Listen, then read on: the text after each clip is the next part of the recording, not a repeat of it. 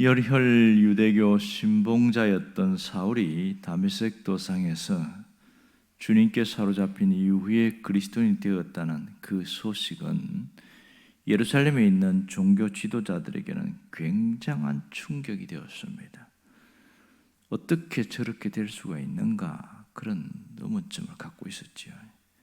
그 이후에 그들이 한 일이 무엇입니까? 오늘 29절의 하반절에 보면 그 사람들이 죽이려고 힘쓰거늘 그렇게 말합니다.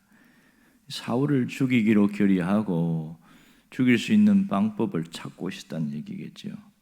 여기서 힘쓰거늘 하는 이 헬라어 단어를 보면 두 가지 의미가 있는데, 하나는 문자적으로 손을 잡는다 이런 의미가 있고, 또 하나는 뭔가 이루어지도록 시도한다 그런 뜻이 있는데, 오늘 본문은 후자의 의미가 훨씬 강합니다.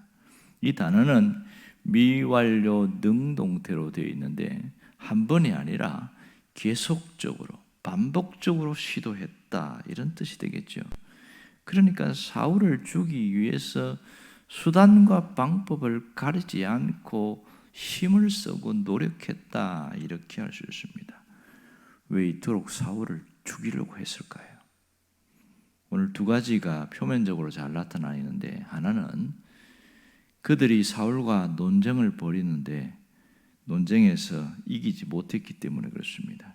29절 상반절에 보면 또 주 예수의 이름으로 담대히 말하고 헬라파 유대인들과 함께 말하며 변론하니 이렇게 이야기하고 있습니다. 사울은 예수 그리스도는 메시아요 하나님이 이 땅에 보내신 주님이시다 그 얘기를 하는데, 그게 반대파에 있던 사람들은 유대교의 교리를 가지고 사울의 말을 반박하기 시작합니다. 그들이 논리적으로 차근차근 사울의 말이 허구다, 가짜다 그 얘기를 증명해내는데, 이게 말이 딸리는 거예요. 왜냐하면 사울이 누구입니까? 그는 모국어가 헬라였고 헬라 철학에 능통한 자였습니다. 당시 소아시아 지역이나 길리기아 지역에는 헬라 철학이 보편적이에요. 에피쿠로스 학파와 스토아 학파가 있는데 거기서 훈련되었기 때문에 만나서 토론하고 이런 논쟁하는 것이 일상화됐습니다. 그렇게 하다가 거기서 사울이 가말리알 문화생으로 들어와서 공부하기 위해서 예루살렘에 온 거죠. 거기서 또 똑똑한 기질을 발휘하고요. 그렇게 익숙한 철학, 헬라 철학에 익숙한 이 사울과 논쟁하는데, 문제는 사울은 자기가 직접 경험하고 체험한 것을 바탕으로 논쟁을 벌이는데 이 유대교 신봉자들이 못 이기는 거예요. 아무리 힘써도 논리가 딸려요. 그래서 속에서 부글부글 화가 나고 막 분을 사기도 못하고 막 어떻게 막 벽을 치고 뭐 그랬겠죠. 그러니 사울이 얼마나 믿겠어요.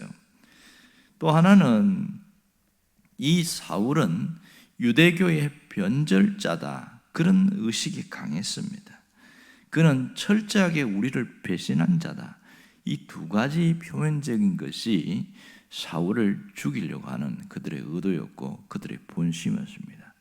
하지만 더 이면적인 면에서는 사울이 예수의 복음을 한 번만 전한 것이 아니라 가는 곳마다 만나는 사람마다 예수는 그리스도고 하나님이 우리에게 보낸 메시아다 그 얘기를 하는데 이게 말이 먹히는 거예요. 사람들이 설득을 당하고 사람들이 믿는 사람이 나타나니까 큰일 났다.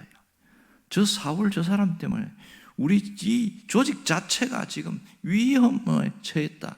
큰일 났다. 복음을 쉬지 않고 전가하는 이것 때문에 더 죽이려고 애를 썼다는 걸 알 수 있습니다. 사울은 다메섹에서도 그랬고 예루살렘에서도 그랬고 복음을 이렇게 전하는 일에 쉬지 않았습니다. 또 반대로 똑같이 사울을 죽이려는 시도가 두 번 있었잖아요. 다메섹에서도 또 그랬지, 예루살렘 여기서도 그랬고 그런 일들이 있음에도 불구하고 끝까지 복음 전하는데, 특이한 것은 사울이 처음에는 유대인들에게만 복음 전하는 데 집중했다는 사실이에요. 왜 그랬을까? 자기 동족이 먼저 예수를 믿어야 한다는 그런 의식이 굉장히 강했습니다. 그래서 우리 동족이 먼저 믿어야 된다, 그런 생각을 했습니다. 그러면 이렇게 복음을 전할 때에 강하게 반발이 들어오고 항의가 들어올 때에 어쩌면 죽을 수 있다, 그 생각했을까 안 했을까요? 충분히 했습니다. 이렇게 하다가 그들이 죽이겠다는 계략과 그런 것들 듣기도 했지만 쉬지 않았거든요. 만일 이대로 내버려뒀으면 사울은 거기서 순교하고 끝났을 겁니다. 하지만 하나님의 의도는 그게 아니었지요. 그래서 다메섹에서도 그랬고 예루살렘에도 그랬고 그리스도인들을 통해서 하나님이 사울을 보호하기 시작합니다. 왜냐하면 사울은 이방 선교의 복음 사역자로, 선교사로 하나님이 보내셔야 되기 때문에 여기서 죽으면 안 되거든요. 그래서 하나님의 뜻을 이루기 위하여 하나님이 다른 동역자들을 통하여 그를 피신시키는 일들이 일어나고 있습니다. 여러분, 왜 복음을 전하는 일에 이렇게 사람들이 목숨을 걸까요? 어떤 사람은 해외까지 나가서 선교를 하면서 평생을 보내는 그런 분도 있고, 또 국내에서 복음을 전하는 사람도 있고. 왜 그렇죠? 그것은 하나님이 내게 주신 사명이기 때문에, 마지막 하나님이 나를 통하여 일을 하기를 원하는 일이기 때문에 그 일에 목숨 걸고 일하는 것을 알 수 있습니다. 또 하나는 내가 하지 않으면 아무도 할 사람이 없다, 그런 뜨거운 열정이 있기 때문에 해내게 되는 것이죠. 놀라운 것은요, 하나님은 복음 전하는 그 현장에 그 사람을 지키신다는 사실입니다. 그 사명이 끝나기 전까지 하나님이 지키십니다. 사울을 보면 확연하게 알 수 있어요. 그가 예수를 믿은 이후에 제일 먼저 다메섹에 가서 복음 전할 때 얼마나 반대가 심하셨는지 우리 아시잖아요. 그 당시에 그 유대인들이 성문의 방백들과 군사들을 돈으로 매수해서 24시간 지키고 있었는데 어떻게 그 성을 빠져나가겠어요? 하나님은 이 다메섹에 있는 그리스도인들에게, 기도하는 그들에게 지혜를 주었어요. 그게 뭡니까? 광주리에다가, 큰 광주리에다가 거기에다가 달아서 내리단 말이에요. 기가 막힌 방법이에요. 누가 이런 생각을 했겠습니까? 그래서 다메섹을 빠져나갔는데, 그러면 그렇게 위험한 곳은 안 가야 되는데 더 위험한 곳으로 가잖아요. 바로 예루살렘으로 갔다는 거죠. 그렇지만 거기서 또 거센 반발에 부딪혔을 때에 이제는 예루살렘에 있는 형제들이 이 사울을 보호해서 가이사랴까지 가고 또 일부는 다소까지 가서 끝까지 거기까지 사울을 보호하고 하는 이런 일이 있었습니다. 사명이 끝나지 않았기 때문에 하나님이 마지막까지 붙들고 있다는 것을 우리가 봐야 됩니다. 여기서 정말 중요한 것은 특히 복음을 전하려고 할 때는 지혜가 필요해요. 지혜를 구해야 합니다.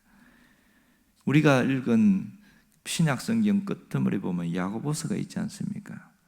야고보서는 흩어져 있는 그리스도인들에게 보내는 편지였어요.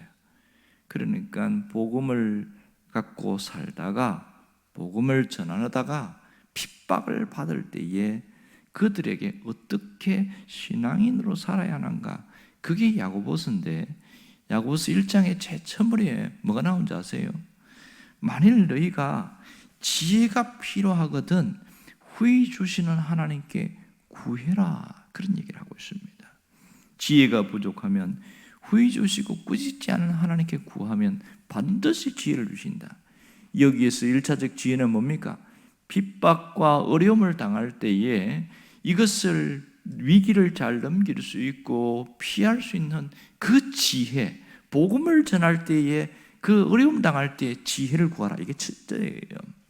하지만 우리는 여기서 끝나지 않고 우리가 삶을 살아가면서 어떻게 하면 바른 신앙으로 살 것인지, 믿음으로 살 것인지, 여기에는 지혜가 필요합니다. 그러므로 날마다 내가 신앙인으로 살고 복음을 품고 살아가려면 늘 주님께 지혜를 구하면 주님이 우리에게 반드시 더 나은 방법, 더 나은 것으로 인도하는 놀라운 지혜를 준다는 사실 잊지 않기를 원합니다. 주님이 이 복음이 전해지는 그 일이 이루어질 때까지 하나님이 지키실 때 어떻게 지키는 줄 아세요? 수단과 방법을 가리지 않고 지킨다는 것을 알아야 합니다. 그런 일들은 복음의 현장에서 비일비재합니다. 그냥 자기가 먹고 살기 위해서 사는 것에서는 그런 하나님의 특별한 지키심이 없지만 복음을 전하기 위해서 부딪히는 반대나 어려움에서 수단과 방법을 가지 않고 하나님을 지키는 일들은 정말 많습니다. 리빙스턴의 전기를 보면요, 리빙스턴 아시죠? 아프리카 선교사로 있던 성자로도 불리는 이 리빙스턴이 아프리카에서 복음을 전하는데 한 번은 큰 사자를 만났어요. 아이고 죽었구나, 딱 그렇게 생각했어요. 사자를 만났으니 이제 그가 한 일은 딱 마지막 내 영혼을 맡깁니다. 그러면서 눈을 감고 기도하는데 아무 일도 안 일어나는 거예요. 눈을 딱 떴더니 사자가 이래 쳐다보면서 달라고 툭 치고 툭 치더래요. 한번 툭 친 뒤 힘이 얼마나 센지 떼우르르 굴러가지고 저게 쳐박히는데 아이고 이제 완전히 죽는구나 이렇게 생각하는데 사자가 턱 이렇게 서 있더니 가만히 보고 있더래요. 얼마나 무섭습니까 이 현장이. 그런데 그걸 누가 봤냐? 거기에 원주민들이 창을 들고 멀리서 이래 지켜보는 거예요. 언제 죽는가 보자. 한참 그렇게 사자가 있더니 그냥 가는 거야. 그러니까 알고 봤더니 안 먹고 갖고 놀았다는 거예요. 고양이가 쥐를 갖고 놀듯이 말이에요. 그것이 이 원주민들에게 큰 감동을 줬어요. 사자도 먹지 않는 사람이다. 이 사람은 특별한 사람이다. 그래서 리빙스턴이 하는 말을 무조건 믿은 거예요. 그래서 그 원주민들이 부족이 믿고 아프리카에서 복음이 확산되고 이런 일들이, 그는 추장만 예수 믿으면 다 믿습니다. 엄청난 일들이 일어나는데 그때 한참 추장이 한참 지나서 궁금하더래요. 그때 사자가 이렇게 쳐다볼 때 무슨 생각이 들던가요? 그랬더니 리빙스턴이 뭐라고 하는지 아세요? 내 왼쪽 다리를 먹으려나 오른쪽 다리를 먹으려나 그 생각했다는 거예요. 아니 두렵지 않았습니까? 어차피 오늘 처음에는 두려웠지, 이제 죽는구나 그런 생각하는데 한번 사자가 발로 툭 치갖고 떼굴떼굴 굴러가지고 있는데 그때 안 먹는 거 보면서 아직 죽을 때가 아니구나 그 생각했다는 거예요. 이 리빙스턴이 자기 영혼을 하나님께 맡긴 다음에는 뭐가 없어진 줄 아세요? 두려움이 없어져 버렸어요.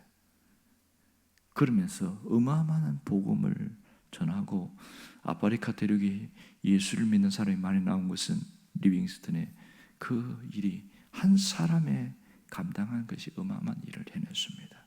여러분, 우리는 그런 큰 일을 하라고 하나님 요구하지 않아요. 내가 있는 자리, 내가 살고 있는 지역이 거기가 선교지잖아요. 거기서 내가 복음을 갖고 살아가려고 하고 하나님이 내게 복음을 맡기셨다는 그 마음을 믿고 가면 됩니다. 믿고 가면 나머지는 알아서 하십니다. 여러분, 만일 나를 통해서 복음이 전해지기를 원하는 하나님의 특별한 뜻이 있었을 때에는 그것이 이루어지기까지 절대로 죽지 않습니다. 왜냐하면 내가 그 사명 붙들고 있기 때문에 이 일이 감당하기까지 하나님이 살려주실 뿐만 아니라 하나님은 그 복음을 전할 때에 수단과 방법을 가리지 않고 지킨다는 사실을 믿으시기 바랍니다. 그럴 때 우리의 삶은 가장 주님 앞에 기쁘고 보람된 것으로 나아갈 수 있습니다. 마지막 목숨이 다하는 그날까지 아름다운 삶을 살아가다가 주 앞에 가기를 주의 이름으로 축원합니다. 기도하겠습니다.